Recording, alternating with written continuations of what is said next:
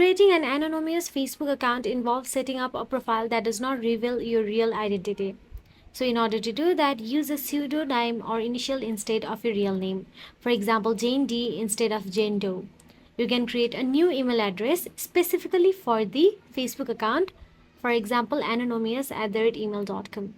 You can choose a strong password that you have not used elsewhere and provide generic information or skip these fields if possible. Optionally, use a generic image or skip adding one altogether.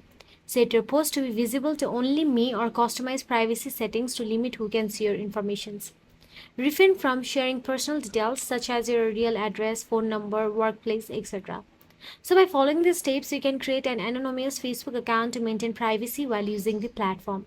Remember to adjust privacy setting and be cautious about sharing any information that could reveal your identity. So that's it. If you found this video helpful, please like, share and subscribe our channel, and thank you so much for watching.